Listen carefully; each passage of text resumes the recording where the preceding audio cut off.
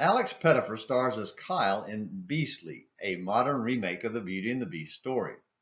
As a handsome, wealthy, spoiled rotten brat, his cruelty to others considered beneath him earned him the curse of an external appearance that reflected his true internal ugliness. As the tale requires, he had only a certain amount of time to earn true love for the curse to be broken. Helped by his maid and his teacher to see life through the eyes of others, though his teacher, played by Neil Patrick Harris, was blind, who had difficult daily struggles, he learned and earned true love, and was released from the curse. While the fairy tale always ends well, it's seldom that way in real life. During the days of King Jeroboam II in Israel and King Uzziah in Judah, the beastly kings didn't reflect their nation's inner ugliness, or their own for that matter, at least not at first. Roughly parallel with each other, their reigns were a time of peace and prosperity as their common enemies became weak.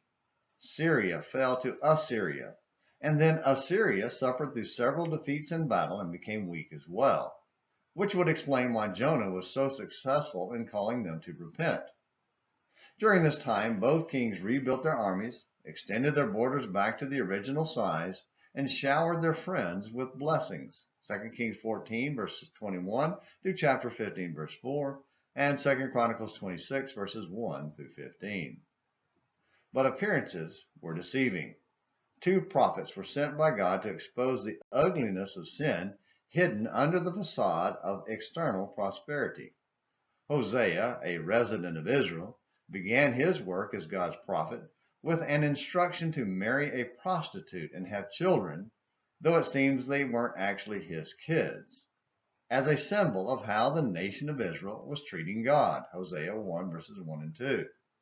Amos, a herdsman from southern Judah, was sent north into the heart of Israel's corrupt center of worship to condemn them for idolatry and greed that crushed the poor and helpless, Amos 1 verse 1. In the end, their ugliness was fully exposed with the destruction of Jeroboam's family, 2 Kings 15 verses 8 through 10, and Uzziah was struck with leprosy for challenging God in the temple, 2 Chronicles 26 verses 16 through 21. Living here in America, we find ourselves surrounded by beauty and prosperity. But does God see a pure or beastly heart in the people of this nation? More importantly, does God see a pure or beastly heart in you or me?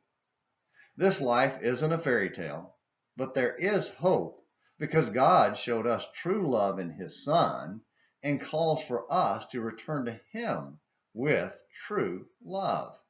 He seeks to turn our beastly hearts into pure ones. The choice to change is yours and mine.